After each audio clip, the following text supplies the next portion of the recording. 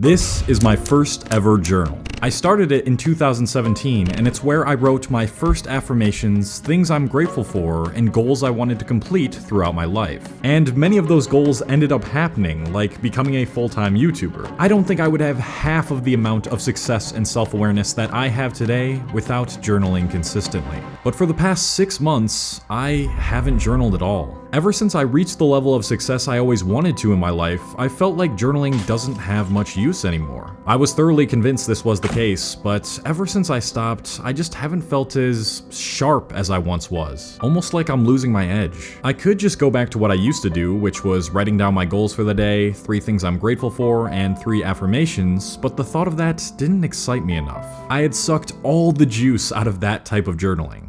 And that's when it hit me. What if I decided to do the unthinkable and write down every thought I had for an entire month? Would I become a better thinker? Could it lead to a new breakthrough in self-discovery? Or would I just go completely insane? Those are the questions that I wanted to answer through this challenge. And all I can tell you is I was not expecting it to turn out the way that it did in the end. The first thing that I needed to do was figure out an effective method for writing down my thoughts. So I went to a local bookstore, looked around for some materials, and bought a pack of small notebooks that would be able to fit in my pocket. Alright, notebooks for the challenge secured. After I figured that out, there were some exceptions or rules that I needed to make. Once I got in bed and shut my eyes, I didn't need to write in the journal. I need my sleep, okay? If I happened to be in a situation where I forgot my journal, I'd write down my thoughts on my notes app, then transfer them to the journal when it was available. And 3, if there was ever an activity where I literally couldn't write anything, like playing sports, it would be fine to not record my thoughts I had during that activity. And with everything figured out, I finally started the challenge on the Monday of June 13th.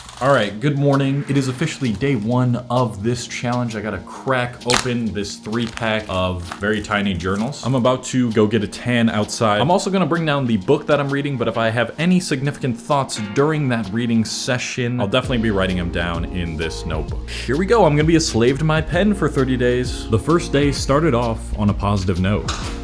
Alright, that was not nearly as bad as I thought it would be. The majority of the thoughts I had were generated from the book that I'm reading. I don't want to get too close because I don't want to show you everything I wrote, but it was about this much of a page. So you know what? Maybe this won't be as bad as I thought it would be. I say that now, but let's see how the rest of the day goes. I continued to do my daily tasks while taking intermittent breaks to write my thoughts down. And before I knew it, the first day was complete. Alright, it's getting late, so I'm wrapping up my thought journaling for today. In total, I wrote about 5 pages worth of thoughts today. Important things to note. There's definitely some inappropriate thoughts here, which is why I'm not going to actually show you all these thoughts. The most significant, interesting thing that I found, though, was what I wrote down here. The thought of knowing that if I have a thought, I have to write it down makes me want to focus on mindfulness and the present as much as possible. Basically, because I know if I'm not in a state of mindfulness and I'm not in the present moment, I have to write it down in my journal. It makes me want to be like, yo, let's just focus on the present moment as much as possible so we don't have to write so much today. So if that's the case throughout these 30 days, then I should feel much more mindful and therefore much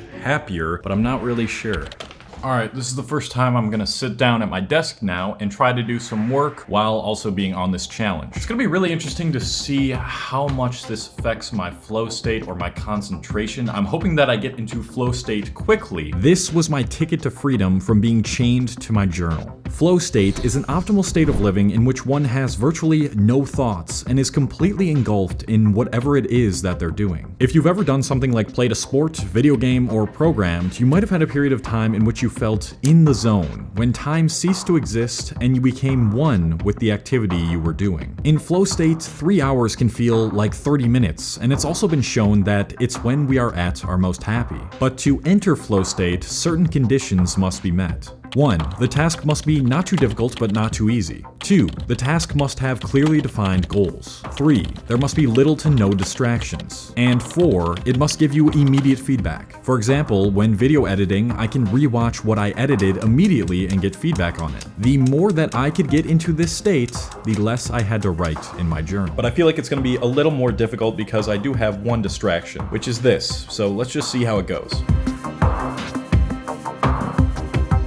As the days went on, the challenge started to wear down on me. Get out of here. It started to feel like journaling all my thoughts was becoming more of a distraction than a benefit. I'm going on a walk right now. I've stopped like every 2 minutes to write in this thing. It's kind of annoying. And after 6 days, I had finished almost half of one of the notebooks. But I wasn't satisfied at all. I've got some good news and I've got some bad news. The good news is I had a couple days in a row where I was just dialed into my work in flow state for the vast majority of the day, so I didn't have to take down a lot of my thoughts. Also, when I go back and I reread my notes, there's a lot of things that I wrote down that I don't even remember having that thought of. So I guess it's cool that I'm like memorizing my thoughts, but I wrote this down. This is kind of the bad news, that I haven't had any sort of like revelation. I'm not really sure what the purpose of this is, where I'm going. I tried to focus on being more present-minded, but that kind of wore off by day 3, and I don't really feel any different after 6 days like I thought I would. I feel like I need some sort of outside perspective, a different way to do this or view this. Robin, what's going on, man? Not much. This is R.C. Walden. He's a published author and fellow YouTuber. His channel focuses on the process of writing, storytelling, and most importantly for this video, journaling. If anyone was going to help me get through this rut of unfulfillment that I felt with the challenge so far,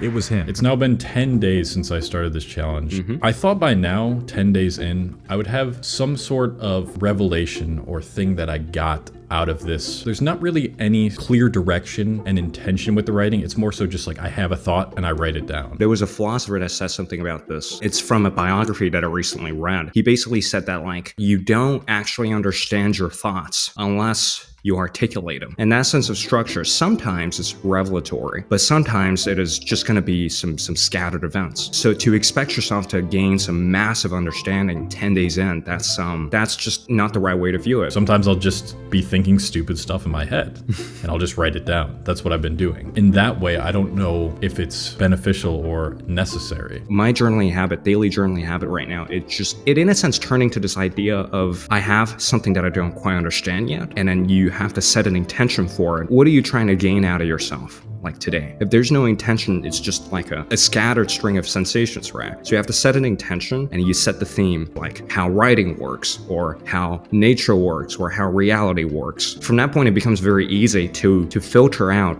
irrelevant thoughts from relevant thoughts because you have this criteria now. All right. Well, I'll have to reevaluate what I'm doing here. Thank you, man. No problem.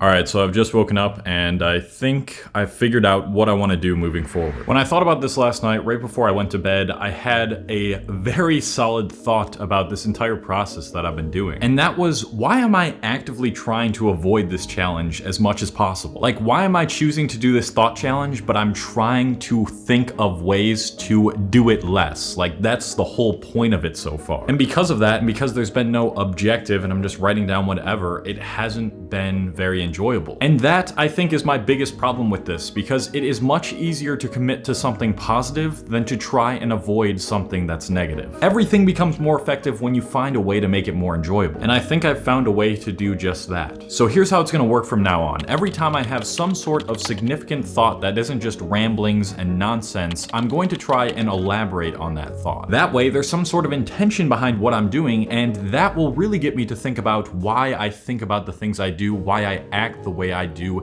and gain a deeper understanding of myself. So 19 more days to go. I'm super stoked to see what happens now in the challenge and how I change as a person.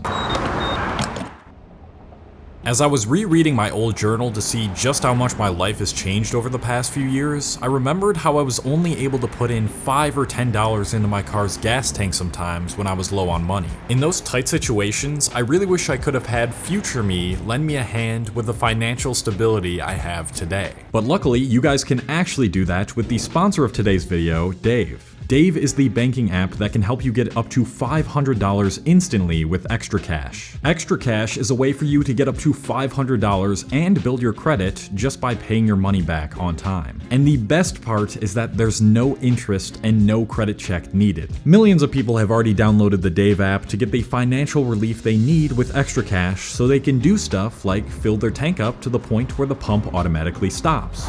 That's a good feeling. So if you're in a pinch and you need some extra financial help from future you can download the Dave app by going to dave.com/Hastings. That is dave.com/Hastings. Sign up for an extra cash account and get up to $500 instantly. For terms and conditions, go to dave.com/legal. Instant transfer fees apply. Banking provided by Evolve member FDIC. With a brand new direction for the challenge, I felt reinvigorated, and I started to feel much greater fulfillment with each writing session. We gotta talk about what went down today. Yesterday, I had a thought that was concerning me. Things like haters and trolls online and people that just generally dislike me for unknown or known reasons, and it was kind of bothering me, so I decided to write a journal prompt about that. As I went through the whole thing, it just allowed me to hash out what I was thinking in a much more digestible manner, and I felt like I was able to get a grip on what was bothering me so much about people hating online and trolls online. And now I feel like every time I get caught in this loop of thinking too much about haters online, I can go back to this journal prompt and it will help me tremendously. Man, I'm so glad I had that call with RC. That just made me so much more balanced. I'm so excited to see